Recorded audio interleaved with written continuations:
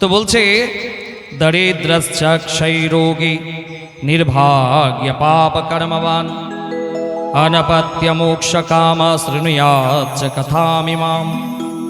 বলছে দরিদ্রশ্চ ক্ষয়রোগী, যে অত্যন্ত দরিদ্র ব্যক্তিও যদি ভাগবতের নিকটে চলে আসে। দেখুন বাবা, দরিদ্র কথার অর্থে শুধুমাত্র এখানে ধনের দরিদ্রতাকে বোঝানো হয়নি, এখানে মনের দরিদ্রতাকে বোঝানো হয়েছে।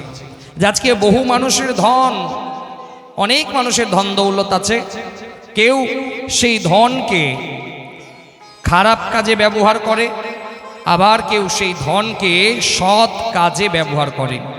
কারণ ধনের তিনটা গতি, খুব মন দিয়ে শুনুন, ধনের তিনটা গতি।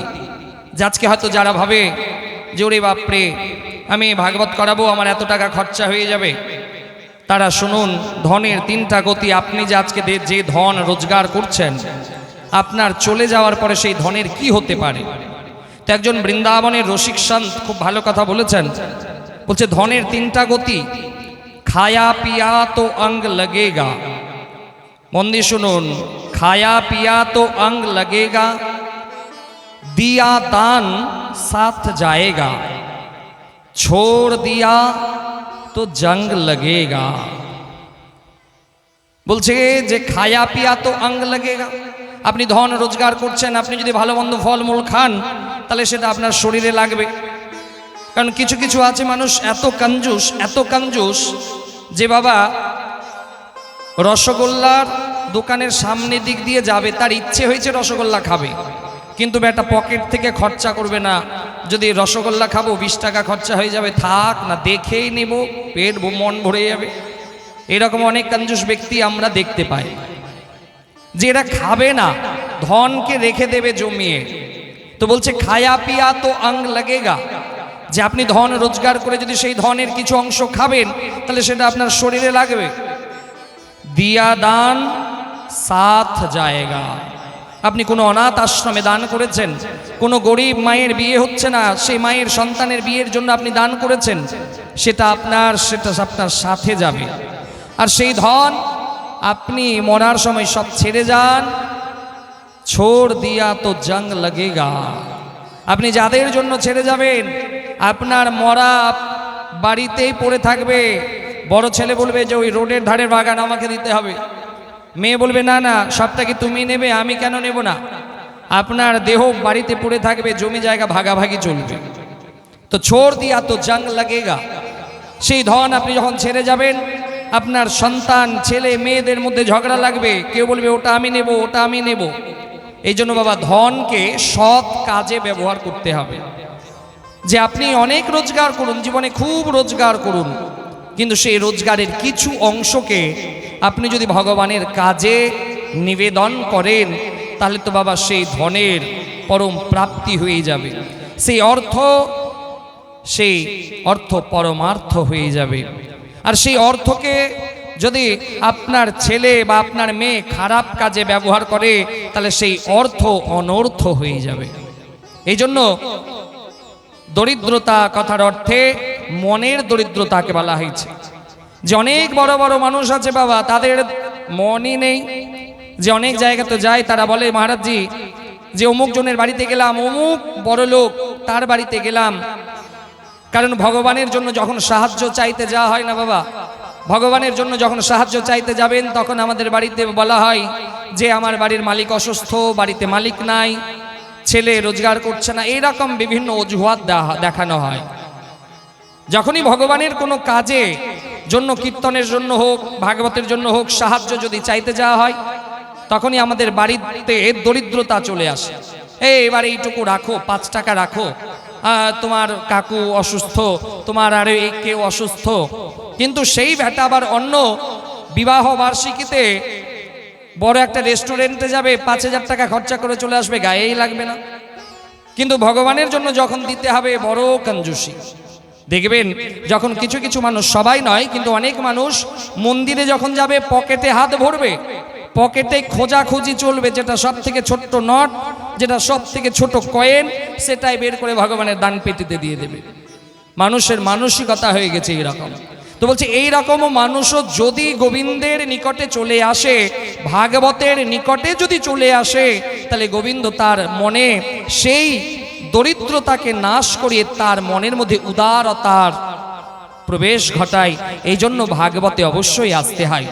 দারিদ্রাশ্চক্ষাই রোগী, যে কোনো রোগী মানুষও যদি চলে আসে, ভগবান গোবিন্দ তার সেই মানসিক রোগকে দূর করতে পারে, এটাও কিন্তু প্রমাণ আছে। দারিদ্রাশ্চক্ষাই রোগী নির্ভাগ্যা, বলছে যে যার দুর্ভাগ্য হবে সে ভাগবতের কাছে আসবে না। দুর্ভাগ্য সেই ব্যক্তির যে বলে যে আজ যাব না কাল যাব, আজ শুনবো না কাল শুনবো। আর সৌভাগ্য তো বাবা তাদের যারা ভাগবতের কাছে চলে আসে।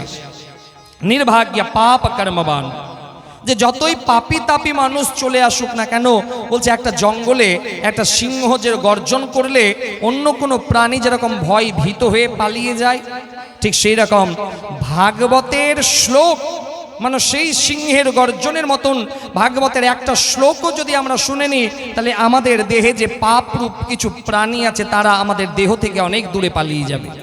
এই জন্য ভাগবত অবশ্যই শ্রবণ করতে হয়। নির্ভাগ্য পাপ কর্মবান অনপত্য মোক্ষ কামশ্রয়াচ্চ কথামিমাম, যে আমাদের জন্ম হয়েছে মরতে কিন্তু হবে, এটা একদম পাক্কা গ্যারেন্টি। কেউ বলতে পারবে না যে আমি মরবো না, সবাইকে মরতে হবে। কারণ একটা ওষুধ কোম্পানি যখন ওষুধ তৈরি করে না বাবা, যেদিন ওষুধ ম্যানুফ্যাকচার হয় ওই দিন এক্সপায়ার ডেট বসিয়ে দেওয়া হয়। ঠিক আমরা যেদিন জন্ম নিলাম সেই সময় আমাদেরও এক্সপায়ার ডেট বসিয়ে দিয়েছে। কেউ 50 বছর বাঁচবে, কেউ 60 বছর বাঁচবে, কেউ 70-80, এইটুকুর মধ্যেই খেলা খেলতে হবে। খেলা শেষ, আবার আমাকে স্বধামে আমার আসল পিতামাতার কাছে ফিরে যেতে হবে। এটাই হচ্ছে বাস্তব সত্য। কিন্তু যখন আমরা এই পৃথিবীতে চলে আসি, এই দুঃখালয়ে চলে আসি, তখন আমরা এই মায়ার বাঁধনে বেঁধে যাই। ভগবান বলছেন যে সংসারী হও, কিন্তু সংসার যেন তোমার মধ্যে না থাকে। কারণ সংসার বড় আঠালো বস্তু। একবার যদি কেউ সংসারী হয়ে যায় তাহলে আঠার মতন তাকে চিপকে রাখবে। আর পদ্মপাতার এত সম্মান কেন? বলছে পদ্মপাতা জলে থাকে কিন্তু জল পদ্মপাতাকে ভেজাতে পারে না, তাই আজ পদ্মপাতার এত সম্মান। এই জন্য ভগবান বলছে সংসারী হও, কিন্তু তোমার মনের মধ্যে সংসার যেন না থাকে, না হলে পদে পদে তোমাকে কষ্ট পেতে হবে। এই জন্য এখন সময় আছে আমাদের এই ধর্ম পথকে বেছে নেওয়ার। তো শৌনকাদি ঋষি, কারণ এই শৌনকাদি ঋষি ব্রহ্মার 4 মানস পুত্র, সনক, সনন্দ, সনাতন, সনত কুমার। এই 4 ঋষির নামের প্রথম অক্ষর হচ্ছে দন্তেশ্ব।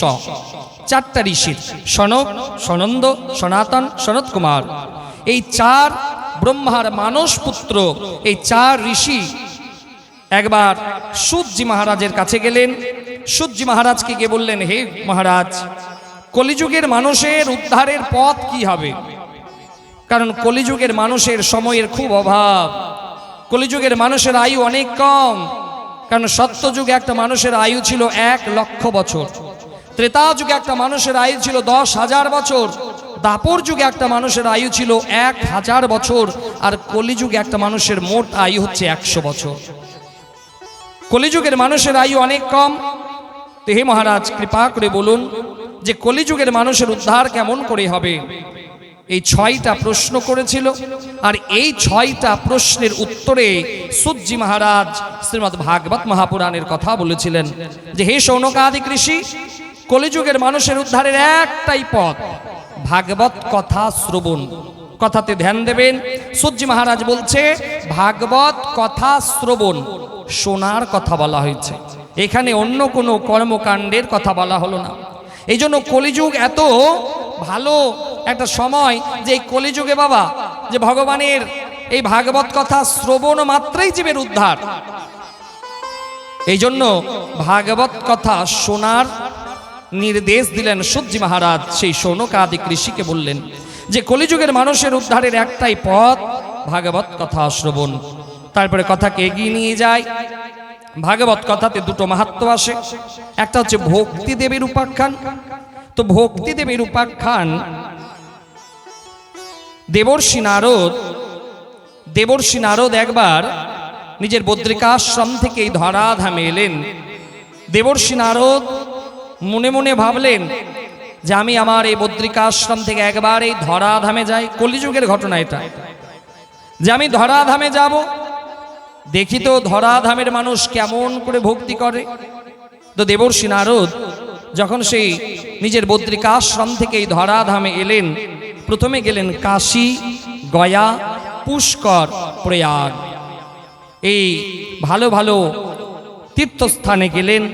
দেবর্ষি নারদ যখন তীর্থস্থানে গেছে, তীর্থস্থানে গিয়ে দেবর্ষি নারদের মনে হলো হায় হায় হায়, কোন জায়গায় আমি এলাম, কোন জায়গায় আমি এলাম, এর থেকে তো আমার বদ্রিকাশ্রম অনেক ভালো।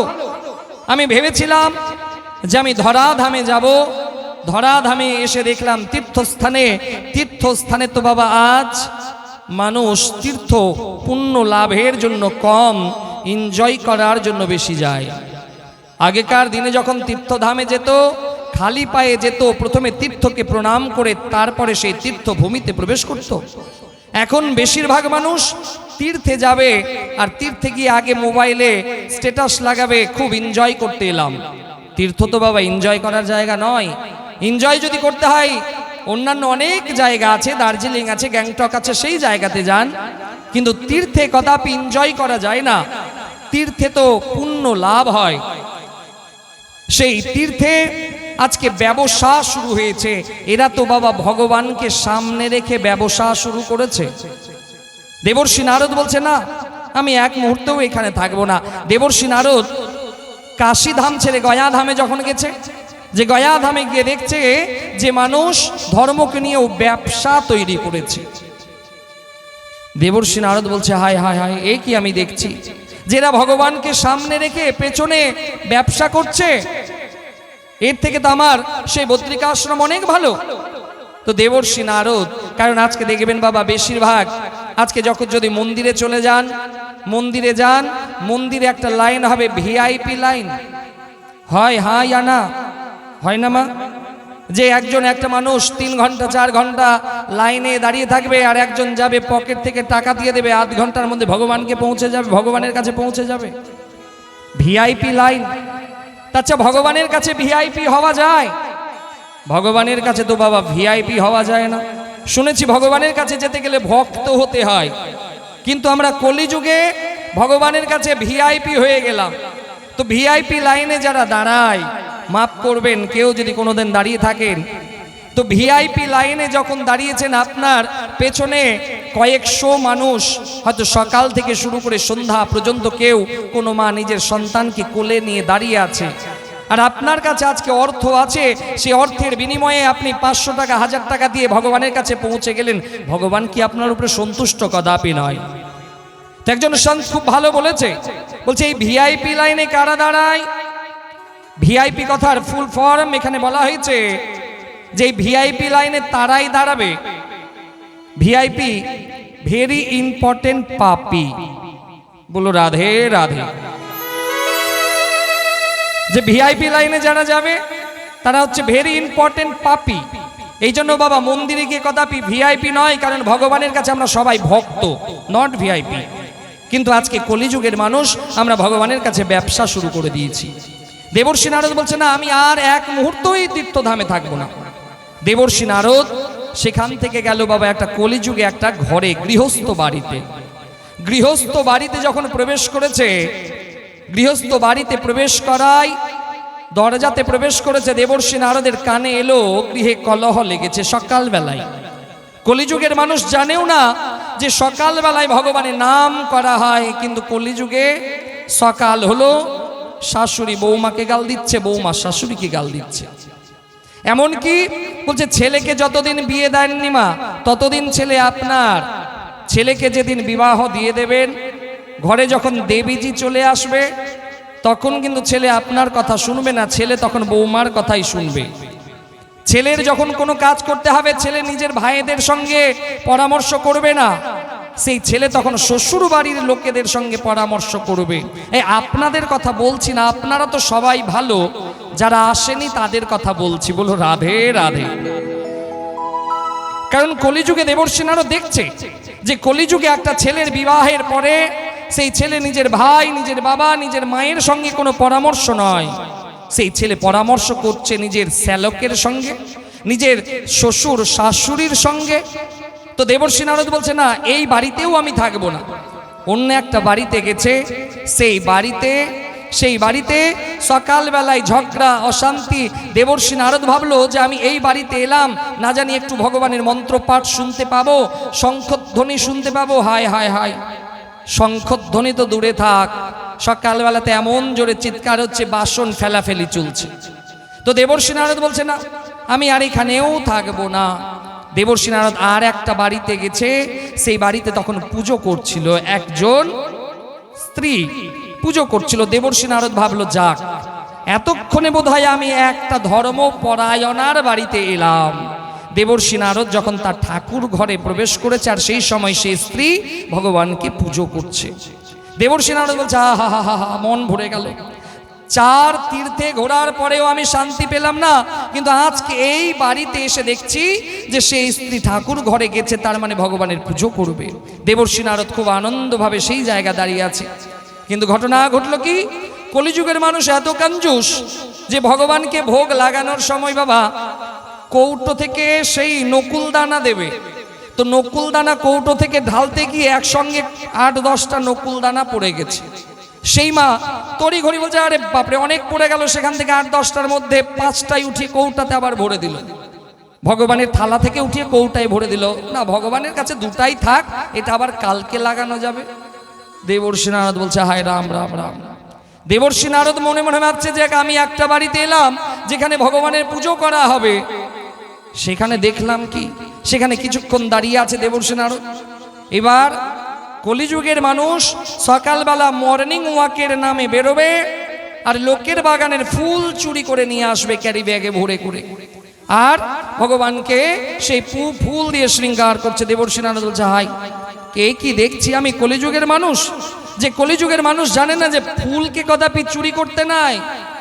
কিন্তু এখন বেশিরভাগ দেখবেন বাবা যে সকালে আপনার বাড়ির বাইরে যদি ফুল গাছ থাকে, সকালবেলা এসে সব ফুল চুরি করে নিয়ে গিয়ে ভগবানের শৃঙ্গার করবে। তো ভগবানের ফুল চুরি করে যদি ভগবানকে কেউ শৃঙ্গার করে, ভগবান কিন্তু কদাপি তার উপরে প্রসন্ন হয় না, উল্টো তাকে দণ্ড প্রদান করে। দেবর্ষি নারদ বললেন, আমি আর এক বিলম্ব এখানে থাকবো না। দেবর্ষি নারদ তৎক্ষণাৎ প্রবেশ করলো বৃন্দাবন ধামে। বৃন্দাবন ধামে যখন প্রবেশ করেছে, বৃন্দাবন ধামে যখন গেছে, দেখছে একজন যুবতী কাঁদছে। তো দেবর্ষি নারদ দূর থেকে দেখলো যে একটা যুবতী কাঁদছে, আর তার সামনে 2টো বয়স্ক ব্যক্তি অচৈতন্য হয়ে পড়ে আছে। তো দেবর্ষি নারদ একটু এগোতে এগোতে বলছে, না বাবা, মেয়ে মানুষের কাছে, স্ত্রী লোকের কাছে যত্রতত্র না যাওয়াই ভালো। দেবর্ষি নারদ সেখান থেকে ঘুরে যাচ্ছে। তো ভক্তি দেবী বলছে, ভো ভো সাধু ছনমতিষ্ঠা আচিন্তাম নামপি নাশয়। ভো ভো সাধু ছনম তিষ্ঠা, যে হে সাধুবার, কৃপা করে আপনি একটু দাঁড়ান। দেবর্ষি নারদ দাঁড়ালো। কে মা, আপনি কে, আপনার নাম কি? তখন সেই যুবতী বলছে, অহং ভক্তিরীতি খ্যাতা ইমৌ মে তনয়ো মতৌ জ্ঞান বৈরাগ্য নামানৌ কালযোগেন জড় জড়ৌ। তো বলছে যে আমার নাম হচ্ছে ভক্তি দেবী, আর আমার এই 2 সন্তান, জ্ঞান আর বৈরাগ্য। বলেন কি মাতা, হিসেব মতো কি হবে মা, যে মা হবে যুবতী, মা হবে বৃদ্ধা, সন্তান হবে যুবক। কিন্তু এখানে উল্টো হয়েছে, মা হয়েছে যুবতী আর সন্তান বয়োবৃদ্ধ। তো সেই সময় ভক্তি দেবী বলছে, হে সাধুবার, কৃপা করুন, আর আমার এই 2 সন্তান যেন যুবক হয়ে দাঁড়ায়, তার কোনো একটা ব্যবস্থা করুন। দেবর্ষি নারদ বলছে, ঠিক আছে মাতা, আমি চেষ্টা করছি। তো দেবর্ষি নারদ সেই সময় সেই জ্ঞান আর বৈরাগ্যকে ভগবদ গীতার শ্লোক শোনালো। ভগবদ গীতা আপনারা তো সবাই অনেকে ভগবানের গীতা পাঠ বাড়িতেও করেন। তো এই গীতাতে 700 শ্লোক আছে। এই 700 শ্লোকের মধ্যে ধৃতরাষ্ট্র ওয়াচ, ধৃতরাষ্ট্র একটা শ্লোক বলেছে, সঞ্জয় 40টা শ্লোক বলেছে, অর্জুন 85টা শ্লোক বলেছে, আর ভগবান শ্রীকৃষ্ণ 574টা শ্লোক বলেছে। তো এই 700 শ্লোকের শ্রীমদ্ ভগবত গীতা, তো এই গীতার শ্লোক দেবর্ষি নারদ জ্ঞান বৈরাগ্যকে শোনাচ্ছে। তো জ্ঞান বৈরাগ্য এই শ্লোক শোনার পরে বাবা একবার উঠে দাঁড়ালো, আবার শুয়ে পড়ল। দেবর্ষি নারদ ভাবছে যে কি ব্যাপার, আমি কি সম্পূর্ণ গীতা শোনালাম, তো এদের এই সম্পূর্ণ গীতা শোনার পরেও এর শরীরে এখনো সেই যুবক, সেই যে যুবকের যে একটা জোয়ার সেটা ফিরে এলো না, এখনো তারা বার্ধক্য অবস্থায় পড়ে আছে। দেবর্ষি নারদের মন বিষণ্ণ। দেবর্ষি নারদ সেখান থেকে গেলেন নিজের বদ্রিকা আশ্রমে। দেবর্ষি নারদ যখন সেখানে গেছেন, তো দেবর্ষি নারদ তার বিষণ্ণ মন, তো ব্রহ্মার সেই 4 ঋষি সনক, সনন্দ, সনাতন, সনত কুমার, এই 4 ঋষি দেবর্ষি নারদকে জিজ্ঞাসা করছে যে হে দেবর্ষি নারদ, আপনার মন এত বিষণ্ণ কেন, আপনার মন এত খারাপ কেন? তো দেবর্ষি নারদ সমস্ত ঘটনা শোনালো। দেবর্ষি নারদ বলছে যে হে সনত কুমার, আমি বৃন্দাবনে গেলাম, সেখানে দেখা হলো ভক্তি দেবীর সঙ্গে, আর তার 2 সন্তান জ্ঞান বৈরাগ্য, তারা অচৈতন্য হয়ে পড়ে আছে। আমি তাকে গীতার শ্লোক শোনালাম, শুধুমাত্র একবার উঠে দাঁড়ালো, আবার অচৈতন্য হয়ে গেল। তো হে সনত কুমার, হে ঋষি, আপনারা কৃপা করে বলুন যে এই 2 সন্তানকে কেমন করে তার মায়ের কাছে আবার সেই যুবক করে তার মায়ের কাছে দেয়া যাবে। সেই চতুর্শন সনত কুমার দেবর্ষি নারদকে বলল, হে ঋষিবর, সেই জ্ঞান বৈরাগ্যকে যদি আপনি ভাগবতের কথা রসাস্বাদন করাতে পারেন, তারা আবার পূর্ণ যুবক হয়ে যাবে। দেবর্ষি নারদ বলছে তাই? বলছে হ্যাঁ। দেবর্ষি নারদ গঙ্গার তীরে ভাগবত কথার আয়োজন করল। সেই ভাগবত কথার আয়োজন হয়েছিল গঙ্গা তটে, আনন্দঘাট, বর্তমান নাম হচ্ছে কানখোল, সেই জায়গায় ভাগবত কথা আয়োজন হলো। 4 দিক থেকে সবাই এলো, ঋষি মুনি সন্ত মহাত্মা সবাই এলেন ভাগবত কথা রসাস্বাদন করার জন্য। ভাগবত কথা আরম্ভ হলো। সেইখানে ভক্তি দেবী তার 2 সন্তানকে কোনো রকম ভাবে নিয়ে এলেন। ভাগবত কথা প্রথম দিন শুনল, দ্বিতীয় দিন শুনল, তৃতীয় দিন, চতুর্থ, পঞ্চম, ষষ্ঠ, সপ্তম, 7 দিনের বেলায় যখন ভাগবত কথা বিরাম হয়েছে, সেই সময় সেই ভক্তি দেবীর সামনে তার 2 সন্তান জ্ঞান বৈরাগ্য পূর্ণ যুবক অবস্থায় উঠে নাচতে আরম্ভ করলো, নৃত্য করতে আরম্ভ করলো। ভক্তি দেবী আনন্দে উল্লাসিতা, ভক্তি দেবী আনন্দে নৃত্য করছে যে আজকে এই ভগবানের ভাগবত কথা শোনার পরে আমার এই 2 সন্তান পূর্ণ যুবক হয়ে উঠল। এত আনন্দে নৃত্য করতে লাগলো। আর সেখানে যত সিদ্ধ মহর্ষিগণ ছিল, হে গুরুদেব কৃপা করে বলুন যে আমি আর আমার এই 2 সন্তান জ্ঞান বৈরাগ্যকে নিয়ে কোথায় যাব? সেই সময় ঋষি সন্ত মহামুনি এরা বললেন, হে দেবী, আজ থেকে আপনি সমস্ত ভক্তের হৃদয়ে গিয়ে বিরাজ করুন। সেই থেকে বাবা ভক্তি দেবী সমস্ত ভক্তের হৃদয়ে বিরাজমান। হৃদয়ে যদি ভক্তি দেবীর আগমন না ঘটে, তাহলে কিন্তু ভাগবতে এসে ঘুম লাগবে। হৃদয়ে ভক্তির আগমন যদি না ঘটে, তাহলে ভাগবত কথা প্যান্ডেলে গিয়ে খুঁটি খুঁজবেন কেন, একটু হেলান দেওয়া যাবে। কারণ মানুষ এত সুবিধাবাদী হয়ে গেছে না বাবা, যে না এত সুবিধা চাই, এত সুবিধা চাই, যে ভাগবত শুনতে গিয়ে একটু হেলান দেওয়ার জায়গা যেন একদম চাকাচাক হোক। এবার যখনই হেলান দেবে, 1/2 ঘন্টা বসার পরে নিদ্রা দেবী আসবে, বড় বড় এত লম্বা লম্বা হাই তুলবে আর চোখ ধুলে পড়বে। কিন্তু ভক্তি দেবী অন্তরে যদি বিরাজ হয়ে যায় না বাবা, ভক্তি দেবী অন্তরের আগমন যদি ঘটে যায় ভক্তি দেবীর, তাহলে এই ভক্তিরূপী সিংহাসনে গোবিন্দকে সে বিরাজ হতেই হবে, কোনো সন্দেহ নাই। বলো রাধে রাধে। এই জন্য যে কলিযুগের মানুষের সময়ের খুব অভাব, এই জন্য তো বড় বড় সন্ত মহামুনিরা বললেন যে কলিযুগের মানুষকে বেশি কিছু করার দরকার নেই, কলিযুগের মানুষ শুধুমাত্র ভগবত নাম যদি করে নেয়, কলিযুগের মানুষের উদ্ধার হয়ে যাবে। কিন্তু আমরা নামের থেকে বদনাম করি অনেক বেশি। তো রামচরিত মানসে তুলসী বাবা বলছেন যে কলিযুগ কেবল নাম আধারা, সুমিরো সুমিরো নর উত্তরহি পারা। তুলসী বাবা রামচরিত মানসে বলছে যে কলিযুগের মানুষ শুধুমাত্র ভগবানের নাম জপ যদি করে নেয় তাহলে ভবসাগর পার হয়ে যাবে। তা আসুন আমরা একটা ভজনের রসাস্বাদন করি। তো একটা কথা বলে দিই, যখনই ভগবানের ভজনের রসাস্বাদন করবেন তখন কিন্তু এই করতালি দিতে হবে। কারণ হচ্ছে ডান হাতে কৃষ্ণ বিরাজমান আর বাম হাতে রাধারানী বিরাজমান। আর এই দুটো হাত যখন এক জায়গাতে এসে করতালি দেয়া হবে তখন যে ধ্বনি বেরোবে সেই ধ্বনিতে বাবা আশেপাশে যত পাপিষ্ঠ মানুষ আছে তাদের দেহ থেকে পাপ তৎক্ষণাৎ দূরীভূত হয়ে যায়। এই জন্য ভগবানের নাম কীর্তন করার সময় করতালি দিতে হয়। আর কিছু কিছু কঞ্জুস মানুষ আছে তো বাবা, এদের হাত যদি পকেটে ঢুকে যায় না, স্বয়ং ভগবানও যদি চলে আসে এদের হাত টেনে বের করতে পারবে না। এত মানুষ আলসি হয়ে গেছে।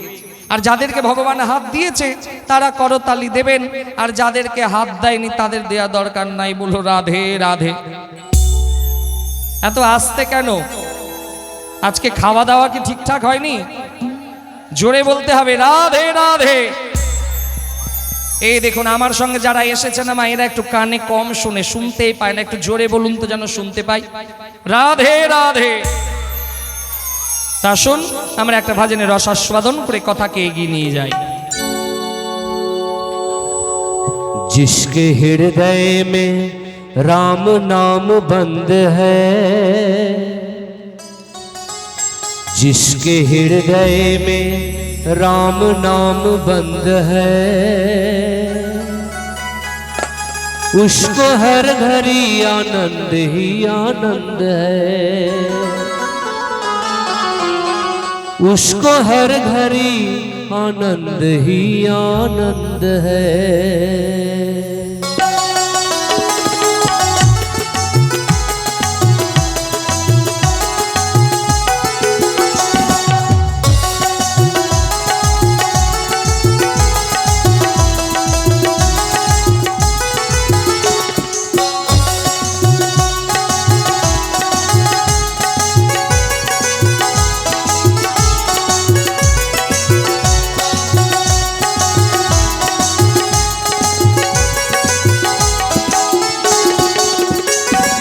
हृदय में राम नाम बंद है, जिसको हृदय में राम नाम बंद है, उसको हर घड़ी आनंद ही आनंद है, उसको हर घड़ी आनंद ही आनंद है। जिसके हृदय में राम नाम बंद है, जिसके हृदय में राम नाम बंद है, उसको हर घड़ी आनंद ही आनंद है, उसको हर घड़ी आनंद ही आनंद है।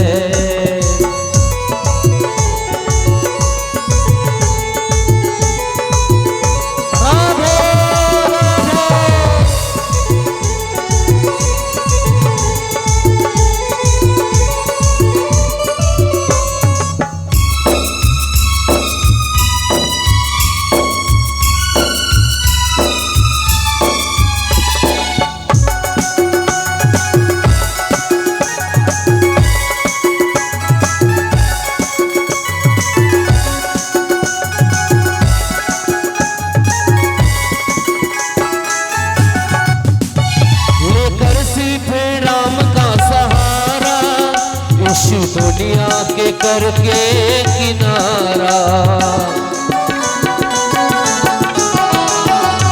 लेकर सिर्फ राम का सहारा, इस दुनिया के करके किनारा। प्रभु राम की रजा में रजामंद है, प्रभु राम की रजा में रजामंद है, उसको हर घड़ी आनंद ही आनंद है, उसको हर घड़ी आनंद ही आनंद है।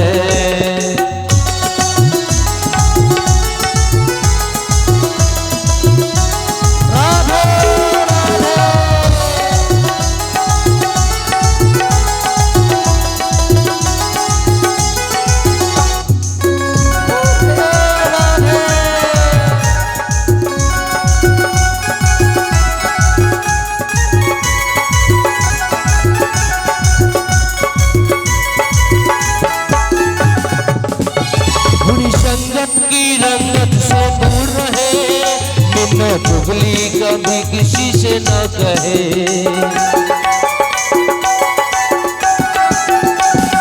संगत की रंगत से दूर रहे, निंदा चुगली कभी किसी से न कहे। जिसको सत्संग हरदम पसंद है, जिसको सत्संग हरदम पसंद है, उसको हर घड़ी आनंद ही आनंद है, उसको हर घड़ी आनंद ही आनंद है। जिसके हृदय में राम नाम बंद है, जिसके हृदय में राम नाम बंद है, उसको हर घड़ी आनंद ही आनंद है, उसको हर घड़ी आनंद ही आनंद है। संतन के संग लाग रे, संतन के संग लाग रे, तेरी अच्छी बनेगी। संतन के संग लाग रे, तेरी अच्छी बनेगी, अच्छी बनेगी तेरी बिगड़ी बनेगी, अच्छी बनेगी तेरी बिगड़ी बनेगी, अच्छी बनेगी तेरी किस्मत जगेगी, अच्छी बनेगी तेरी किस्मत जगेगी। जाग सके तो जाग रे, जाग सके तो जाग रे, तेरी अच्छी बनेगी। संतन के संग लाग रे, तेरी अच्छी बनेगी।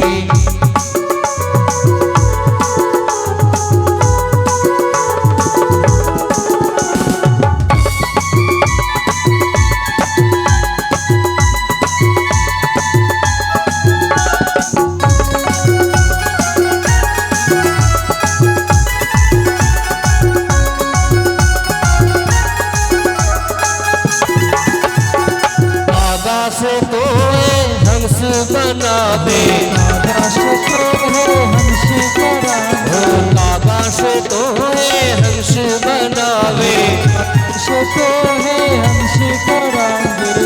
मिट जाए दिल की दाग रे, मिट जाए दिल की दाग रे, तेरी अच्छी बनेगी। संतन के संग लाग रे, तेरी अच्छी बनेगी। संतन के संग लाग रे, तेरी अच्छी बनेगी।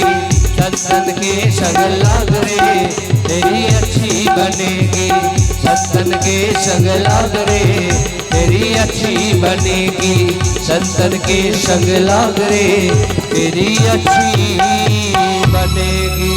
बोलिए भक्तवत्सल भगवान की जय। এবার কথাকে এগিয়ে নিয়ে যায়। আপনারা সবাই জানেন যে অভিমন্যুর স্ত্রী উত্তরা, আর উত্তরার সন্তান হচ্ছে মহারাজ পরীক্ষিত। এই রাজা পরীক্ষিত 15 বছর বয়সে রাজ্যাভিষেক হয়েছে। মহারাজ পরীক্ষিতের কাছে খবর এলো দাপর যুগের প্রায় শেষ অন্ত, যে হে রাজন, আমাদের রাজ্যে একজন ভয়ঙ্কর কদাকার ব্যক্তির আগমন ঘটেছে। কেমন করে আসছে? বলছে, হে রাজন, হে রাজন, হে রাজন, সেই ভয়ঙ্কর ব্যক্তি একটা গোমাতার উপরে প্রহার করছে আর একটা বৃষকে পেটাতে পেটাতে চলে আসছে। যে বৃষ, যে সেই বৃষের 3 পা নেই, 1 পায়ে দাঁড়িয়ে। কলিযুগে বলছে বাবা, সত্যযুগে ধর্ম 4 ভাগ ছিল, অধর্ম বলে কিছু ছিল না সত্যযুগে। ত্রেতা যুগে 3 ভাগ ধর্ম, 1 ভাগ অধর্ম। দাপর যুগে 2 ভাগ ধর্ম, 2 ভাগ অধর্ম। আর কলিযুগে 3 ভাগ অধর্ম, 1 ভাগ ধর্ম। কলিযুগে সেই ধর্মরূপী বৃষ একটা পায়ে দাঁড়িয়ে আছে, একটা পায়ে দাঁড়িয়ে আছে। তো সেই সময় ভয়ঙ্কর সেই কদাকার ভয়ঙ্কর ব্যক্তি, যার নাম কলি মহারাজ, সেই কলি মহারাজ সেই ধর্মরূপী বৃষকে বারবার আঘাত করছে। কলিযুগে বারবার সনাতন ধর্মের উপরে আঘাত করা হবে, আর কলিযুগে তাই হচ্ছে। বারবার সনাতন ধর্মের উপরে আঘাত আসছে, আর আমরা হিন্দু সনাতনীরা আজকে সেটাই ভালো করে দেখছি। এই জন্য হে সনাতনীরা, জেগে উঠতে হবে, কারণ সময় এসেছে আমাদের জেগে ওঠার। কারণ আভি नहीं तो कभी नहीं, কারণ সেই সময় কলি মহারাজ যেটা কাজ করেছিল, যে সেই ধর্মরূপী বৃষের উপরে প্রহার করছিল, আজকেও আমাদের এই হিন্দু সনাতন ধর্মের উপরে অনেক লোক, অনেক বড় বড় সিংহাসনে থাকা ব্যক্তিগুলো অনেক রকম কটাক্ষ করে কথা বলছে, আর আমরা হিন্দুরা সেটাকে চোখ ভরে আমরা সহ্য করছি। এটাই হচ্ছে আমাদের কাপুরুষতা। হিন্দুরা কিন্তু এত কাপুরুষ ছিল না। আমরা ভুলে গেলাম আমাদের সেই ছত্রপতি শিবাজিকে, আমরা ভুলে গেছি আমাদের মহারানা প্রতাপকে। কারণ আমাদের মনের মধ্যে ছোটবেলা থেকে ওই আকবর, বাবর, শাহজাহান কানের গোড়াতে খুঁটে খুঁটে ভরে দেয়া হলো, ছোটবেলা থেকে সেটাই আমরা আওড়াতে লাগলাম, আর আমরা এখনো চোখ বন্ধ করে আছি। এই জন্য হে সনাতনী আভি নাহি তো কভি নাহি, যে আবার আমাদের সময় এসেছে জেগে ওঠার। না হলে এমন একটা সময় আসবে যে ভগবানের নাম কীর্তন করতে পারবেন না। এমন একটা সময় আসবে যে একটা বাড়িতে নারায়ণ পূজা দিতে গেলেও 4টা পুলিশ আপনার বাড়িতে দাঁড়িয়ে থাকবে, তবে আপনি পুজো করতে পারবেন। এমন একটা সময় চলে আসছে। এই জন্য হে সনাতনী, এটা একটা খুব সুন্দর সময়, আমাদের একত্রিত হতে হবে। আমরা একত্রিত যদি না হয় তাহলে আমাদের কিন্তু আবার খুব ভয়ঙ্কর একটা সময় আসছে। কারণ পৃথিবীতে অন্যান্য দেশেও এক সময় হিন্দুরা ছিল, আজকে সেটা অতীত হয়ে গেছে। আমাদের পার্শ্ববর্তী দেশ বাংলাদেশ, সেখানেও এক সময় অনেক হিন্দু ছিল, আজকে কিন্তু অনেক সংখ্যা কমে গেছে। না জানি আমাদের এই ভারতবর্ষেও আবার অন্য কোনো সম্প্রদায়ের আভিজাত্য বেড়ে যাচ্ছে না তো? খুব সাবধান হন। হিন্দুরা একত্রিত হন, হিন্দু সনাতনী একত্রিত হতে হবে। কারণ আজকে আমরা নিজেদের মধ্যে ভাগাভাগি করলাম। কেউ বললো আমি বৈষ্ণব, কেউ বললো না আমি শৈব, কেউ বলছে না আমি শাক্ত, কেউ বলছে আমি গাণপত্য। আমরা নিজেরাই সবাই মারামারি করছি, নিজেরাই আমরা ভাগাভাগি হলাম, আর এটাই আমাদের দুর্বলতার সুযোগ। আর অন্যান্য সম্প্রদায় তারা আসবে, আমাদেরকে কাঠি করবে, একজন আর একজনের সঙ্গে লড়াই করবে, আমাদের অস্তিত্ব কমবে, আমাদের শক্তি দুর্বল হবে, আর তারা আমাদের উপরে আবার শাসন শুরু করবে। এই জন্য হে সনাতনী, এখনো সময় আছে, নিজেদের সন্তানকে ভাগবত শোনান, নিজেদের সন্তানকে রামায়ণ শোনান, নিজেদের সন্তানকে ভাগবতে হাত ধরে টেনে নিয়ে আসুন, যেন তারা ভাগবত কথা শোনে।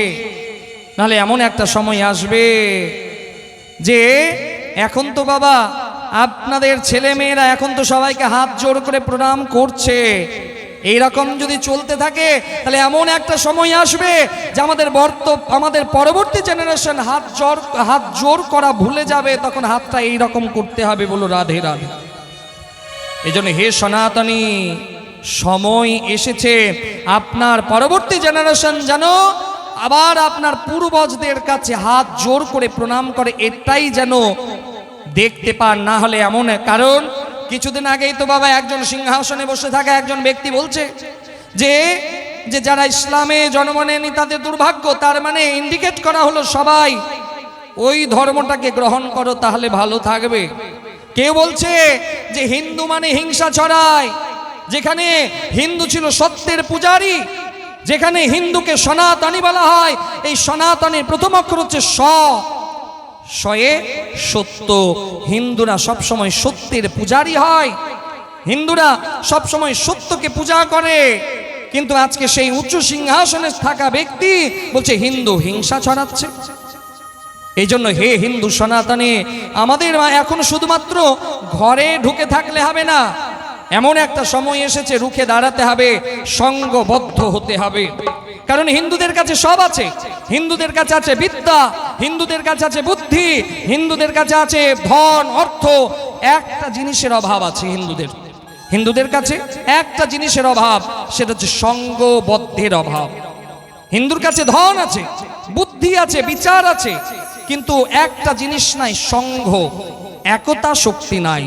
আজকে গ্রামে কেউ যদি একটা যজ্ঞ অনুষ্ঠান করে, গ্রামে কেউ যদি একটা ভালো কাজ করে, গ্রামে যদি একটা কেউ ধর্ম অনুষ্ঠান করে, হিন্দুরাই তাকে কাঠি করবে, হিন্দুরাই তার বিরোধিতা করবে। এটাই আজকে আমাদের দুর্ভাগ্যের কারণ। এই জন্য হে হিন্দু সনাতনী, अभी नहीं तो कभी नहीं। एखोनो समय আছে, নিজের ধর্মটাকে ভালোভাবে বুঝুন, নিজের ধর্মটাকে অগ্রসর করতে হবে। কারণ অন্য কেউ আমাদের ধর্মকে নিয়ে যাবে না এগিয়ে, আমাদেরকে এগিয়ে নিয়ে যেতে হবে। আমরা আমাদের সনাতনী, আমাদের সেই পূর্বজ আর আমাদের সেই আগের জেনারেশনকে আমাদের ধর্ম সম্বন্ধে যদি বোঝাতে না পারি, তাহলে এটা আমাদের দুর্ভাগ্য। তো রাজা পরীক্ষিত কলিযুগকে বলছে, কলি মহারাজকে বলছে, দাঁড়ান, আপনি এই ধর্মের উপরে অত্যাচার করছেন কেন? আমি আপনাকে এখনই হত্যা করব। সেই সময় কলি মহারাজ রাজা পরীক্ষিতের শরণাপন্ন হলো। হে রাজন, আমি আপনার রাজ্যের অতিথি। খুব মন দিয়ে শুনবেন মা এই কথাটা। সেই কলি মহারাজ রাজা পরীক্ষিতকে বলছে, হে রাজন, আমি আপনার রাজ্যের অতিথি। আর আমাদের সনাতন ধর্মে কি বলে? অতিথি দেবো ভব, যে অতিথি হচ্ছে দেবতার সমান। কিন্তু অন্যান্য সারা বিশ্ব, যেখানে এই বিশ্বটাকে একটা বাজার বলে, একমাত্র ভারতীয় সনাতন ধর্মে আমরা সবাইকে বলি বসুধৈব কুটুম্বকম, যে সারা বসুধা আমাদের আত্মীয়। একমাত্র এটা ভারতবর্ষে ভারতবাসী বলতে পারে। তাছাড়া অন্য কোনো দেশ তারা এই পৃথিবীটাকে বাজার বলে, বিশ্ব বাজার। একমাত্র এই ভারতবর্ষে সনাতনী তারা বলে বসুধৈব কুটুম্বকম, যে আমাদের সারা বসুধা আমাদের আত্মীয়। সেই সময় মহারাজ পরীক্ষিত রাজা পরীক্ষিত কলি মহারাজকে বলছে, ঠিক আছে, তাহলে আমি আপনাকে হত্যা করব না। তো কলি মহারাজ বলছে, হে রাজন, তাহলে থাকার জন্য জায়গা দিন। রাজা পরীক্ষিত বলছে, বেশ, তাহলে আমি আপনাকে জায়গা দিচ্ছি। যেখানে জুয়া খেলা হবে সেখানে আপনার বাস, যেখানে মদিরা পান হবে সেখানে আপনার বাস, যেখানে জীব হিংসা হবে সেখানে আপনার বাস, যেখানে নারীরা দেহ ব্যবসা করবে সেখানে আপনার বাস। দাঁড়ান মহারাজ, হে মহারাজ, আপনি তো চক্রবর্তী সম্রাট, আপনি চক্রবর্তী সম্রাট, আর আপনি যে এই 4টা জায়গা আমাকে দিচ্ছেন মহারাজ, এই 4টা জায়গা তো আমি আপনার নগরে দেখতে পাচ্ছি না, অন্তত একটা ভালো জায়গা দিন। সেই সময় চক্রবর্তী সম্রাট রাজা পরীক্ষিত ভুলে গেছিল তার মাথাতে ছিল স্বর্ণ মুকুট, আর সেই স্বর্ণ মুকুট ছিল কার? জরাসন্ধের স্বর্ণ মুকুট। তো মহারাজ পরীক্ষিত বলল, ঠিক আছে, অসৎ উপায়ে যে ধন, অসৎ উপায়ে যে সোনা রোজগার করা হবে, সেই স্বর্ণের মধ্যে তোমার বাস। রাজা পরীক্ষিত এই কথা বলায় কলি মহারাজ দেখলো এটাই সুযোগ। সেই সময় কলি মহারাজ রাজা পরীক্ষিতের মাথাতে প্রবেশ করলো। রাজা পরীক্ষিতের বুদ্ধি ভ্রষ্ট হলো। রাজা পরীক্ষিত গভীর জঙ্গলে গেছে। সেই জঙ্গলে ছিল একটা ঋষির আশ্রম, যে ঋষির আশ্রম, যার ঋষি নাম শমিক ঋষি। সেই শমিক ঋষি ধ্যান করছেন। সেই শমিক ঋষি ধ্যান করছেন, তার দরজাতে গেল। রাজা মনে মনে ভাবলো, আমি তো রাজা, ঋষি আমাকে জলযোগ করাবেন। কিন্তু যারা সন্ন্যাসী হয়তো, যারা সাধু সন্ত মহন্ত হয়তো, এদের কাছে বাবা চলতা যোগী বেহতা গঙ্গা, এদের কাছে কোনো ব্যাপার নাই। এরা নিজেরা শুধু সাধনায় লিপ্ত থাকে, আর এরা নিজের ইষ্ট দেবতা, ইষ্ট প্রাপ্তির সাধনাতে লেগে থাকে। কে এলো, কে গেল, কে কি বলল, ডোন্ট কেয়ার। এদিকে কোনো তারা ভ্রুক্ষেপই করে না। শমিক ঋষি কর্ণপাত করলেন না। রাজা নিজেকে অপমানিত বোধ করলেন। সেখানে ছিল বাবা একটা মরা সাপ, আর সেই মরা সাপ সেই ঋষির গলাতে ঝুলিয়ে দিল। এই দৃশ্য দেখলো একজন শিষ্য। সেই শমিক ঋষির পুত্র, যার নাম ছিল শৃঙ্গি মুনি, সেই শৃঙ্গি মুনিকে গিয়ে বলল, হে গুরুপুত্র, একজন রাজা আমাদের গুরুদেবের গলাতে একটা মরা সাপ ঝুলিয়ে দিয়েছে। সেই শৃঙ্গি মুনি ক্রোধান্বিত হয়ে কৌশিকী নদীর জল হাতে তুলে নিয়ে বজ্র কণ্ঠস্বর অভিশাপ দিয়েছিল, যেটা এই ভাগবত মহাপুরাণে ব্রহ্ম অভিশাপ নামে খ্যাত। সেই শৃঙ্গি মুনি কি বলেছিল? কৌশিকী নদীর জল হাতে তুলে নিয়ে বজ্র কণ্ঠস্বরে বলল, ইতি লঙ্ঘিত মর্যাদাম তক্ষকা সপ্তমে আহনি দংছতিষ্মা কুলঙ্গারং চা উদিতামে তদ্রুহম। যে কুলাঙ্গার আমাদের গুরুদেবের গলাতে মরা সাপ ঝুলিয়েছে, আমি অভিশাপ দিচ্ছি যে আজ থেকে 7 দিনান্তে তাকে তক্ষক নাগ দংশন করবে। অভিশাপ কিন্তু লাগলো। সেই শৃঙ্গি মুনি শমিক ঋষির কাছে এলো। সমস্ত ঘটনা শোনার পরে সেই শমিক ঋষি শৃঙ্গি মুনিকে বলছে, হে পুত্র, তুমি জানো তুমি কাকে অভিশাপ দিয়েছ? হে গুরুদেব কাকে? তুমি জানো না যে যার বংশে সখা ছিল সর্বেশ্বর বাসুদেব কৃষ্ণ, তুমি তার সখার বংশের সন্তানকে অভিশাপ দিয়েছো, তোমার অভিশাপকে ফিরিয়ে নাও। শৃঙ্গিমুনি হাত জোর করে গুরুদেবকে বলছে, হে গুরুদেব, একটা ধনুক থেকে যখন বাণ বেরিয়ে যায় সেই বাণ ফেরে না, আর একটা ব্রাহ্মণের মুখ থেকে যখন অভিশাপ বেরিয়ে যায়, হে গুরুদেব, সেই অভিশাপ তো ফেরানো যাবে না। শ্রমিক ঋষি বলছে, হে পুত্র, তাহলে এই অভিশাপের কথা সেই রাজাকে জানাতে হবে। বেশ, গৌরমুখ নামক একজন শিষ্য হস্তিনাপুরে গিয়ে বলছে, হে রাজন, আপনার অভিশাপ লেগেছে, ব্রহ্ম অভিশাপ, যে অভিশাপ নিবৃত্তি হওয়ার নয়। এই অভিশাপ ফলবে আর আপনার আয়ু আর মাত্র 7টা দিন। 7 দিনান্তে তক্ষক নাগ আপনাকে দংশন করবে। সেই সময় রাজা পরীক্ষিত সমস্ত কিছু ত্যাগ করে তার বড় ছেলে জন্মেঞ্জয়ের হাতে তার রাজপাট দায়িত্ব সব দিয়ে বেরিয়ে পড়ল। শুধুমাত্র 7 দিনে উদ্ধার কেমন করে হবে? 7 দিনে উদ্ধার কেমন করে সম্ভব? কে বলছে, হে রাজন, 7 দিন আপনি যজ্ঞ করুন, আপনার উদ্ধার হয়ে যাবে। না জানি যজ্ঞ করতে গিয়ে যদি কোনো ভুল হয়ে যায়। কে বলছে, না না রাজন, এই 7 দিন আপনি দান করুন, দানে যদি কোনো ভুল হয়ে যায়। রাজার কিন্তু আত্মসন্তুষ্টি হচ্ছে না। এদিকে ব্যাস নন্দন সুখদেবজি মহারাজ 16 বছর বয়স, তার 16 বছর বয়স। সেই সুখদেবজি মহারাজ সেই জায়গাতে এলো, সেই নৈমিষারণ্যে 88,000 মুনি ঋষি বিরাজমান। আর সুখদেবজি মহারাজের আগমন যখন ঘটলো, সেই 88,000 মুনি ঋষি দাঁড়িয়ে গেল, দাঁড়িয়ে তাকে স্বাগত জানালো। সেই সুখদেবজি মহারাজ বলছে, হে রাজন, 7টা দিন তো অনেক, 7 পলে আপনার উদ্ধার হয়ে যেতে পারে। 7 পলে? হ্যাঁ রাজন, আপনি যদি ভাগবত কথার রসাস্বাদন করেন তাহলে 7 পলে আপনার ঈশ্বর প্রাপ্তি হয়ে যাবে, গোবিন্দের রাঙা চরণ আপনি আপনার প্রাপ্তি হয়ে যাবে। সেই সময় রাজা পরীক্ষিত গঙ্গা থেকে জল নিয়ে এলো, সুখদেবজি মুনির পা ধুয়ে দিলেন। সুখদেবজি মহারাজ বসলেন ব্যাসপীঠে, আর শ্রোতার আসনে বসল কে? রাজা পরীক্ষিত। ভাগবত কথা এখান থেকে শুরু হচ্ছে। সেই সময় দেবরাজ ইন্দ্র অমৃত কলস নিয়ে হাজির। দাঁড়ান, হে গুরুদেব, আপনি এক কাজ করুন, আপনি রাজা পরীক্ষিতকে এই স্বর্গের অমৃত সুধা পান করান, আর ভগবানের কথা অমৃত সুধা আমাদের দেবতাদের দান করুন। কথাতে ধ্যান দেবেন।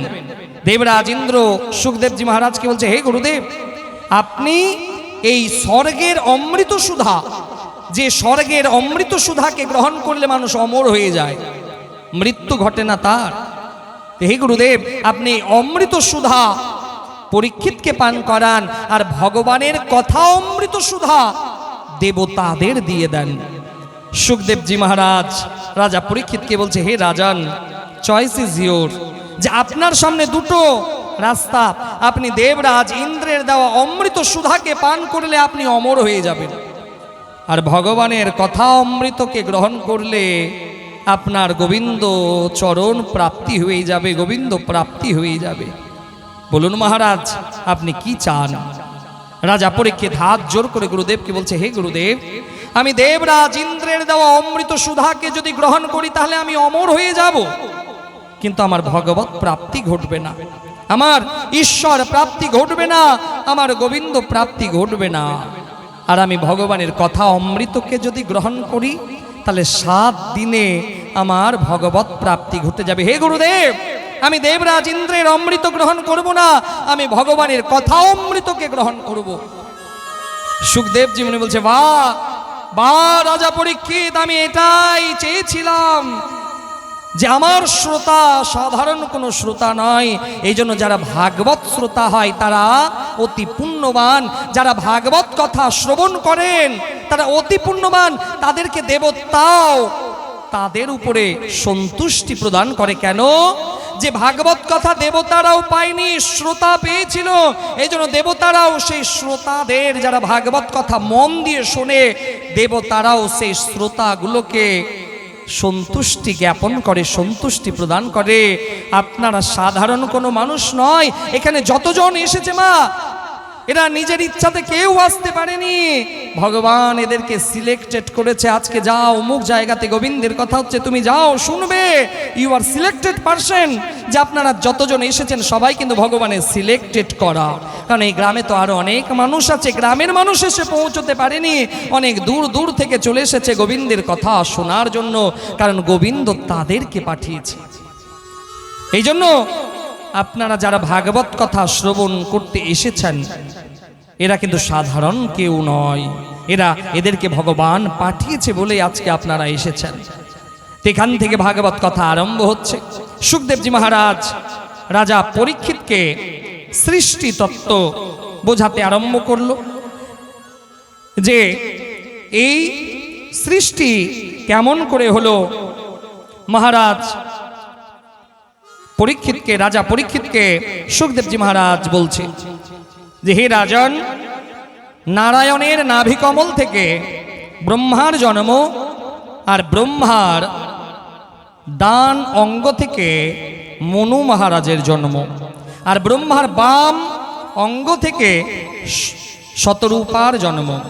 এইখানে খুব মন দিয়ে শুনবেন মা, যে আমরা ছোটবেলায় আমাদের পড়ানো হলো তোমাদের বংশজ বাঁদর ছিল, তোমাদের বংশজ শিম্পাঞ্জি ছিল, গেরিলা ছিল, সেখান থেকে আমরা মানুষ হয়েছি। এটাই আমাদের ছোটবেলা থেকে পড়ানো হলো, আমরা পড়েছি, খুব ভালো করে পড়েছি। কারণ আমাদের সম্পূর্ণ শিক্ষার ব্যবস্থাটাকেই গোলমাল করে দেওয়া হলো।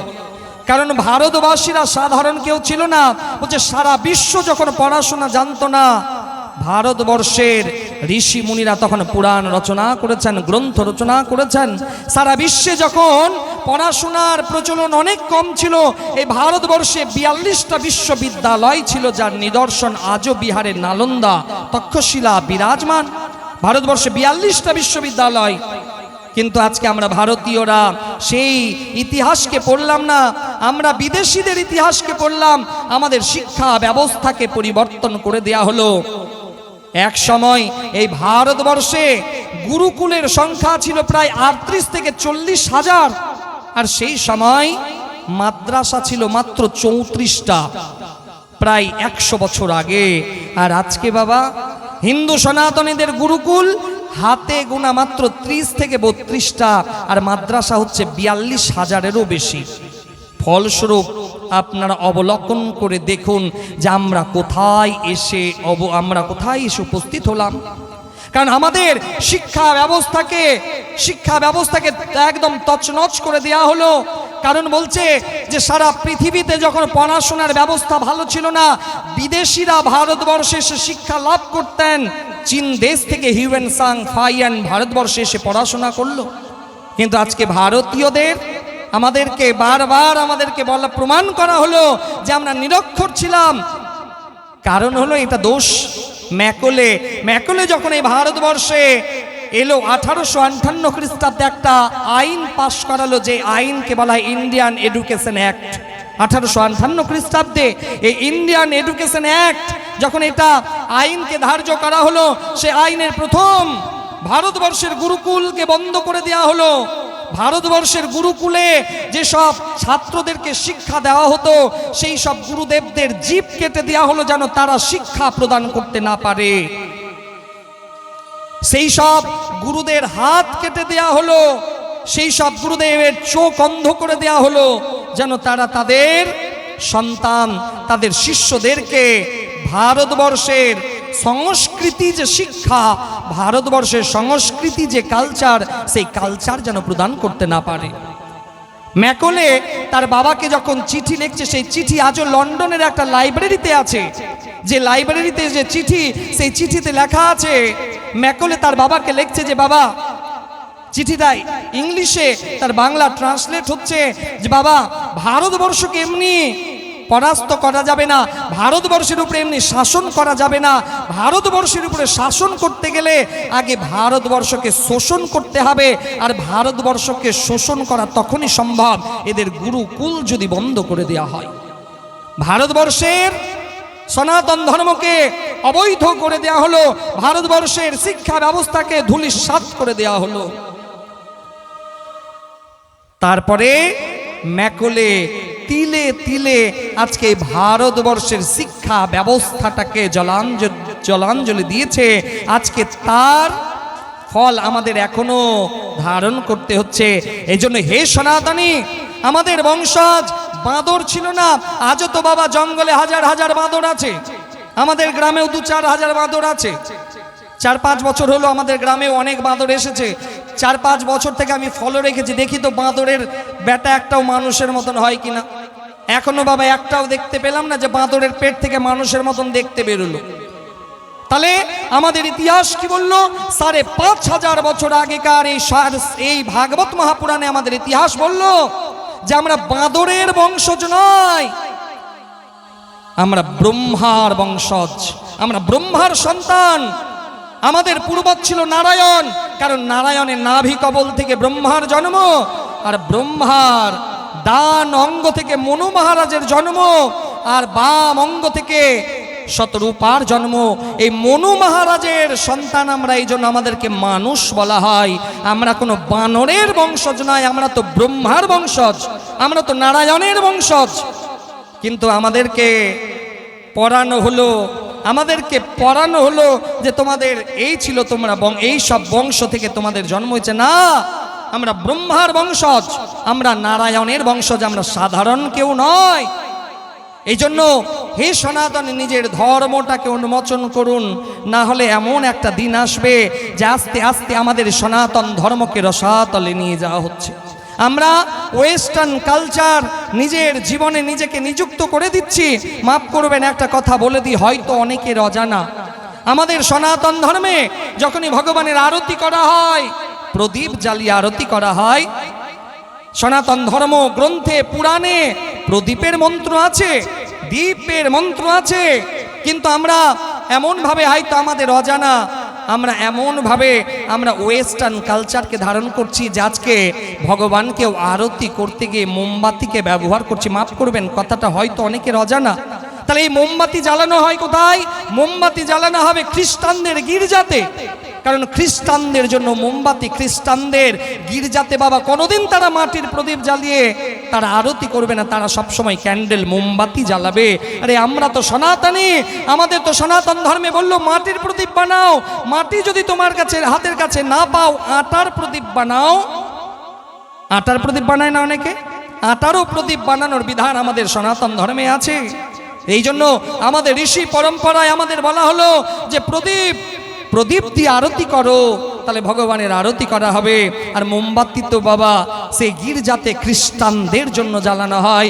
আজও কোনো খ্রিস্টান তার গির্জাতে গিয়ে প্রদীপ জ্বালাবে না, কারণ সে জানে তার ধর্মকে পালন করতে হবে। সেই খ্রিস্টান যাবে তার গির্জাতে মোমবাতি জ্বালাবে। কিন্তু আজকে আমরা সনাতনীরা, আমরা নিজেদের সনাতন ধর্মকে আস্তে আস্তে জলাঞ্জলি দিতে দিতে আজকে আমরা ওই ভেড়ার মতন, যে একটা ভেড়া যেরকম আগে আগে যায়, পেছন পেছন সমস্ত ভেড়ার মতন আমরা যেতে থাকি, ওই রকম আজকে আমাদের অবস্থা। এটা করলে চলবে না। আমরা সনাতনী মায়ের দুধ পান করেছি, সনাতনী মায়ের রক্ত আমাদের দেহে রক্ত বইছে।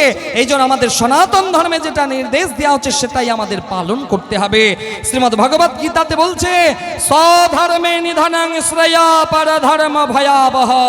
নিজের ধর্মে মৃত্যু যদি হয় না, সেটা আনন্দপূর্বক, সেটা গর্বের বিষয়। অন্য ধর্মে মরেও বাবা কোনো লাভ হবে না। এই জন্য সনাতন ধর্মে বলছে, স্বধর্মে নিধনং শ্রেয়া পরধর্ম ভয়াবহ। নিজের ধর্মকে ধারণ করুন, এই ধর্মই আপনাকে ভবসাগর পার করাতে পারে। এই জন্য আমরা বানরের বংশজ নয়, আমরা তো ব্রহ্মার বংশজ, আমরা তো নারায়ণের বংশজ। এই জন্য আমাদের পরবর্তী জেনারেশনকে জানাতে হবে, তোমরা সাধারণ নও, তোমরা এক একটা ঋষির বংশজ। আজও যদি কাউকে জিজ্ঞেস করা হয়, পুজোর সময় ব্রাহ্মণ দেবতা জিজ্ঞেস করে, তোমার গোত্র কি? কিম গোত্রস্যা? আপনি বলেন আমি কাশ্যপ, আমার কাশ্যপ গোত্র। তার মানে আপনি কাশ্যপ ঋষির বংশজ, আপনি কাশ্যপ ঋষির সন্তান। আপনার গোত্র যদি ভরদ্বাজ হয়, তার মানে ভরদ্বাজ ঋষির বংশজ আপনি। আপনার গোত্র যদি শাণ্ডিল্য হয়, শাণ্ডিল্য ঋষির বংশজ, আপনি বাঁদরের বংশজ নয়। এই জন্য হে সনাতনী, নিজের ধর্মকে অধ্যয়ন করুন, নিজের ধর্মের ইতিহাসকে প্রাধান্য দিন, নিজের ধর্মকে ধারণ করুন। শ্রীমদ্ ভাগবত মহাপুরাণে স্বয়ং সুখদেবজি মহারাজ রাজা পরীক্ষিতকে বলছে, হে রাজন, ব্রহ্মার ডান অঙ্গ থেকে মনু মহারাজের সৃজন, আর বাম অঙ্গ থেকে শতরূপার সৃজন। ব্রহ্মার বাম অঙ্গ থেকে নারী জাতি আর ডান অঙ্গ থেকে পুরুষ জাতি। এই প্রথম নারী আর পুরুষ ব্রহ্মার অঙ্গ থেকে সৃজন হলো। এই নারী পুরুষ থেকে মনু মহারাজ থেকে আমাদের জন্ম, এই জন্য আমরা হলাম মানব। এবার কথাকে এগিয়ে নিয়ে যাই, কারণ সময় তো বাবা একদম ঘড়ির কাঁটা দৌড়চ্ছে। আর আজকে যেহেতু একটা খুব ভালো দিন, আজকে বুধবার। আজকে বুধবার না? হ্যাঁ ইয়া না? আজকে বুধবার তো এই বুধবার ভগবান কৃষ্ণের জন্মবার হচ্ছে বুধবার। ভগবান রামের জন্মবার হচ্ছে মঙ্গলবার, আর কৃষ্ণের জন্ম হচ্ছে বুধবার। তো এই জন্য বাবা ভাগবত 12টা স্কন্ধ, 18,000 শ্লোক, 335টা অধ্যায় আছে ভাগবতে। এই জন্য কথাকে স্পর্শ করে শুধুমাত্র এগিয়ে নিয়ে যেতে হবে। আজকে দশমী স্কন্ধে আমরা কৃষ্ণ জন্ম লীলাতে প্রবেশ করব। তো কৃষ্ণ জন্ম লীলাতে প্রবেশ করলে আগে কিন্তু নবমী স্কন্ধে আমাদের যেতে হয়, কারণ এই নবমী স্কন্ধে রামচন্দ্রের প্রসঙ্গ আছে। কারণ রাম সীতা উদ্ধারের জন্য সমুদ্রে কি তৈরি করেছিল? সেতু। ঠিক না ভুল? হ্যাঁ ইয়া না? তাহলে কৃষ্ণরূপী সাগরকে বোঝার জন্য রামরূপী সেতু লাগবে। রামরূপী সেতুতে যদি না যান, তাহলে কৃষ্ণরূপী সাগরকে বোঝা যাবে না। এই জন্য নবমী স্কন্ধে সুখদেবজি মহারাজ রাজা পরীক্ষিতকে রাম জন্ম প্রসঙ্গ শোনাচ্ছে। তো বাবা, রাম নাম করলে ভয় টয় নাই তো? এখানে রাম নাম জপ করলে ভয় টয় আছে নাকি? কারণ খুব ভয় লাগে তো, আবার যেখানে সেখানে রাম নাম নেওয়া যাবে না। আপনাদের এখানে নেওয়া যাবে তো? তো জোরে বলুন না, একটু হাততালি দিন, তাহলে বুঝবো। তাহলে রাম নামে কোনো ভয় নাই, কারণ আমি ভগবানের কাছে প্রার্থনা করি। কারণ আজকে এত সুন্দর লাগলো, আমি যখন এখানে এলাম, যে আমাদের যে নব জাগরণ ঘটেছে ধর্মের, সেটা কিন্তু নিজের চোখে দেখতে পারলাম। যে ছোট ছোট বাচ্চা, আমি যখন এলাম বড় মানুষ কাউকে দেখতে পাইনি, ছোট ছোট বাচ্চা আজকে নিজের সনাতন ধর্মের যে ঐতিহ্য, যে পোশাক ধুতি, সেই ধুতিকে তারা ধারণ করেছে। আজকে যেটা সনাতনীদের কাছে একটা কিন্তু খুব, সনাতনীরা অনেক সময় বিয়ে করতে যায়, বলছে বিয়েও কোট প্যান্ট পরে বিয়ে করছে আজকে সনাতনীরা, ধিক্কার তাদের। আজকে তাদেরকে তো বলবো, দেখুন এই বাচ্চাদেরকে যারা নিজেদের সনাতন ধর্মের যে ধারক, সনাতন ধর্মের যে বসন, সনাতন ধর্মের যে ঐতিহ্য ধুতি, সেই ধুতি তারা পড়েছে। নতুন ছোট ছোট বাচ্চা, অনেক বড় মানুষ ধুতি পড়তে পারে না, কিন্তু সেখানে ছোট ছোট বাচ্চা যে ধুতি পড়েছে, এটা কিন্তু একটা বিশাল বড় একটা মেসেজ। বাকি যতজন আপনারা মোবাইলে ইউটিউবের মাধ্যম দিয়েও যারা শুনছে, আর যারা এখানে শুনছেন, তাদের কাছে একটা মেসেজ, দেখুন তাদেরকে।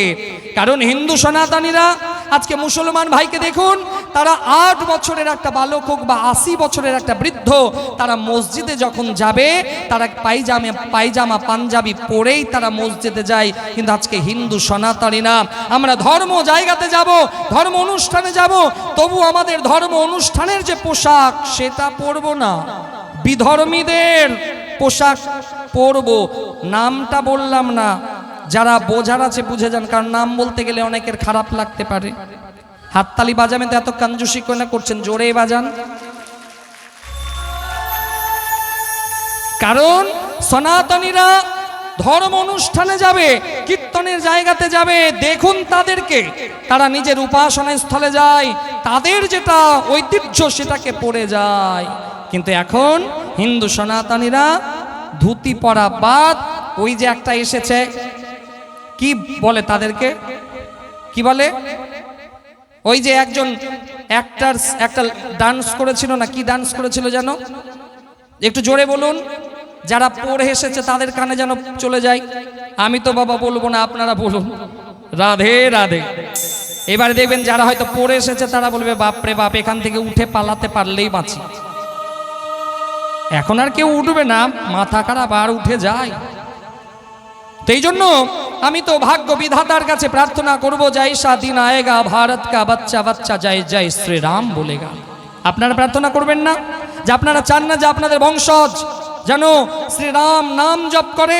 হ্যাঁ ইয়া না? চান হ্যাঁ কি না? তাহলে হাততালি দিয়ে আমাকে বলুন। তাহলে আসুন আমরা ভগবানের কাছে প্রার্থনা করি যে হে প্রভু, আমাদের আনেওয়ালা বংশজ, আমাদের আনেওয়ালা জেনারেশন যেন রামকে না ভুলে রাম নামকে যেন এগিয়ে নিয়ে যায়, কারণ আমরা রামের বংশজ। তাই আসুন আমরা সবাই মিলে এই ভজনের রসাস্বাদন করে কথাকে এগিয়ে নিয়ে যাই। বলো কি বলতে হবে? কি বলতে হবে? এত আস্তে বললে হবে? ভয় লাগছে নাকি? তাহলে জোরে বলুন। এইভাবে নয়, হাতকে মুষ্টি করে বলতে হবে, কারণ বাবা একটা হাতে 5টা আঙ্গুল, একটা আঙ্গুলকে সবাই নামাতে পারে। 5টা আঙ্গুল যখন এক জায়গায় মুষ্টিবদ্ধ হয় না, একে নামানো বড় মুশকিল। এই জন্য হাতকে মুষ্টিবদ্ধ করে বলুন জয়। আমি জয় বলবো, আপনারা শ্রীরাম বলবেন, কারণ ইউটিউব হচ্ছে তো বাবা। ওরে বাপরে বাপ, কারণ আপনারা কি ভাবছেন যে আমি সেভ আছি? না মা, অনেক ফোন আসে, অনেক হুমকি আসে, আপনাকে মেরে দেব, আপনাকে গুলি করে দেব, অনেক SMS আসে। এই জন্য বাবা একটু রেস্ট্রিকশন তো লাগবে, কারণ আমার কাছে তো আর বডিগার্ড নিয়ে ঘুরতে পারি না, কারণ সেই জায়গায় তো পৌঁছতে পারিনি। জয় শ্রীরাম। আসুন সবাই মিলে আমরা প্রভু রাম নামের ভজনের রসাস্বাদন করতে করতে কথাকে এগিয়ে নিয়ে যাই। हर घर में अब एक ही नाम, जय श्री राम। हर घर में अब एक ही नाम, एक ही नारा गूंजेगा,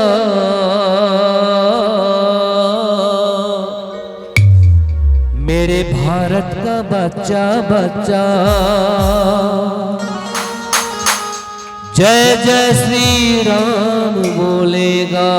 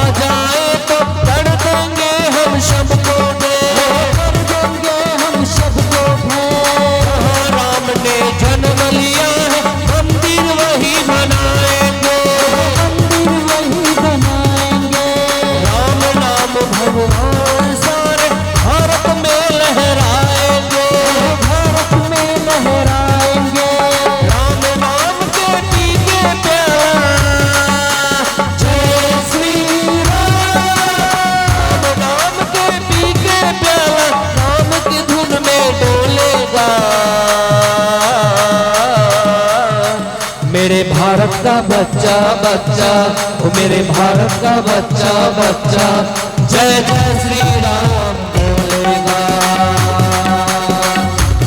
ओ मेरे भारत का बच्चा बच्चा, जय जय श्री राम बोलेगा।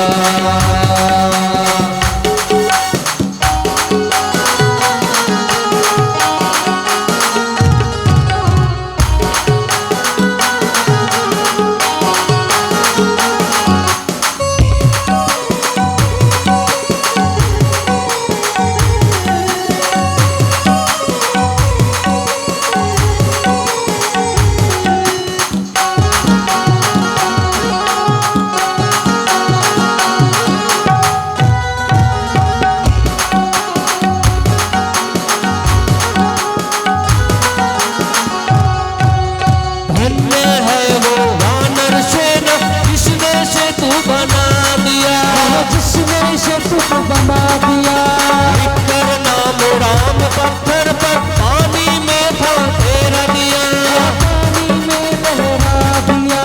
जागो हिंदू अब तो जागो, वक्त नहीं है सोने का, वक्त नहीं है सोने का। राम राज लेने के अब से ऐसे नहीं है खोने का, ऐसे नहीं है खोने का। रामदूत हनुमान का नारा, जय श्री राम। रामदूत हनुमान का नारा, राम ही दुनिया चलेगा। मेरे भारत का बच्चा बच्चा, वो मेरे भारत का बच्चा बच्चा, जय जय श्री राम बोलेगा। मेरे भारत का बच्चा बच्चा, जय जय श्री राम बोलेगा। हर घर में अब एक ही नाम श्री राम, घर में अब एक ही नाम, एक ही नारा गूंजेगा। मेरे भारत का बच्चा बच्चा, वो मेरे भारत का बच्चा बच्चा, जय जय श्री राम बोलेगा। मेरे भारत का बच्चा बच्चा, जय जय श्री राम बोलेगा। मेरे भारत का बच्चा बच्चा, जय जय श्री राम बोलेगा। मेरे भारत का बच्चा बच्चा, जय जय श्री राम बोलेगा।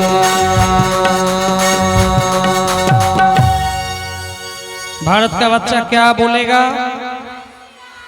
সবাই চান তো যে জয় শ্রীরাম বলুক আপনাদের আগামী ভবিষ্যৎ। তাহলে নিজেদের ছেলে মেয়েকে যদি ওই স্পাইডারম্যান দেখাবেন আর হ্যারি পটার দেখাবেন, আর যদি বলবেন এটাই রিয়াল হিরো, না বাবা সেটা রিয়াল হিরো নয়, স্পাইডারম্যান কোনো রিয়াল হিরো নয়। রিয়াল হিরো তো হচ্ছে স্বয়ং রামচন্দ্র, রিয়াল হিরো স্বয়ং ভগবান সর্বেশ্বর বাসুদেব কৃষ্ণ। যদি আপনার বংশজকে জানাতে হয় যে রিয়াল হিরোকে, তাহলে আগেই তাকে বলুন যে বাবা তুমি রামায়ণ পড়ো, রামায়ণ পড়লে তুমি জানতে পারবে স্পাইডারম্যান রিয়াল হিরো নয়, রিয়াল হিরো হচ্ছে সেই জন রামচন্দ্র, যিনি মর্যাদা পুরুষোত্তম রামচন্দ্র। তো সুখদেবজি মহারাজ রাজা পরীক্ষিতকে এই সূর্য বংশের ঘটনা শোনাতে লাগলো। রাজা পরীক্ষিতকে সুখদেবজি মহারাজ সূর্য বংশের বংশাবলী বলল। মা এবার যে আমি বংশর নামগুলো বলবো, এটা কিন্তু সুখদেবজি মহারাজ রাজা পরীক্ষিতকে বলছে সূর্য বংশের। যে দেখুন আমরা এমন একটা জায়গাতে এসেছি, আমরা নিজের 3 পিঁড়ি 4 পিঁড়ি বা 5 পিঁড়ির নাম বলতে পারবো, কিন্তু 10, 15 তার বেশি আর বলতে পারবো না। কিন্তু এখানে রামায়ণে এসে রামচন্দ্রের বংশের বংশাবলী বিরাজমান, এটা আপনারা শুনুন, হয়তো অনেকের কাজে লাগতে পারে। তো বলছে ব্রহ্মার পুত্র মারিচ, ব্রহ্মার পুত্র মারিচ, মারিচের পুত্র কাশ্যপ, কাশ্যপের পুত্র হচ্ছে বিবস্বান, বিবস্বানের পুত্র হচ্ছে শ্রদ্ধাদেব মনু মহারাজ, আর এই মনু মহারাজের পুত্র হচ্ছে ইক্ষ্বাকু। এই ইক্ষ্বাকু কথাটা কোথা থেকে এলো? ইক্ষুদণ্ড থেকে। ইক্ষুদণ্ড তো বোঝেন আঁখ, বোঝেন তো? এই আঁখের কোনো মৃত্যু নেই, আঁখ যারা চাষ করে তারা জানে যে একটা আখের সেই চোখকে কেটে অন্য জমিতে লাগায়, সেখান থেকে আখের জন্ম হয়, আখের কোনো বীজ হয় না। এই জন্য ইক্ষুদণ্ড চমর, এই ইক্ষ্বাকু কথাটা ইক্ষুদণ্ড থেকে এসেছে। তো ইক্ষ্বাকুর পুত্র হচ্ছে রাজান্দ্রিক, আর রাজান্দ্রিকের পুত্র হচ্ছে সজাতি, সজাতির পুত্র নাভাগ, নাভাগের পুত্র অম্বরীশ, অম্বরীশের পুত্র হচ্ছে যুবনাশ্য, যুবনাশ্যের পুত্র মানধাতা, আর মানধাতার পুত্র হচ্ছে রাজা হরিশ্চন্দ্র, হরিশ্চন্দ্রের পুত্রের নাম হচ্ছে বাহুক, বাহুকের পুত্রের নাম সগর, আর সগরের পুত্রের নাম অসমঞ্জস, অসমঞ্জসের পুত্রের নাম সৌদাস, সৌদাসের পুত্র অস্মৎ, অস্মতের পুত্র নাবিকবচ, নাবিকবচের পুত্র আডওয়াঙ্ক, আডওয়াঙ্কের পুত্র হচ্ছে রঘু মহারাজ, যে রঘু মহারাজের নাম অনুসারে এই বংশের নাম হলো রঘু বংশ। সেই রঘু মহারাজের পুত্র হচ্ছে মহারাজ অজ, আর এই অজের পুত্র হচ্ছে মহারাজ দশরথ, আর এই দশরথের 4 পুত্র রাম, লক্ষ্মণ, ভরত, শত্রুঘ্ন, এই 4 কুমার এই দশরথের। তো রাম মর্যাদা পুরুষোত্তম, রামচন্দ্র হচ্ছে মর্যাদা পুরুষোত্তম। আপনার বংশজ, আপনার সন্তান যদি রামায়ণকে পড়ে, আপনার সন্তান যদি রাম লালার কথা শোনে, তাহলে আপনার সন্তান আর যাই হোক সে কিন্তু মানুষের মতন মানুষ হবে, পুরুষদের মধ্যে উত্তম আদর্শ জ্ঞাপন করবে, এটা বাস্তব সত্য। কিন্তু আমাদের পড়ার পাঠ্য পুস্তক থেকে রামকে পড়ানো যাবে না, আমাদের পাঠ্য পুস্তকে কৃষ্ণকে পড়ানো যাবে না, আমাদের পাঠ্য পুস্তকে মহাভারত পড়ানো যাবে না, আমাদের পাঠ্য পুস্তকে রামায়ণ পড়ানো যাবে না। আজকে এই রকম একটা সিচুয়েশনে আমরা এসে গেছি। এখানে অনেক জন বয়োবৃদ্ধ ব্যক্তি আছে যারা ছোটবেলায়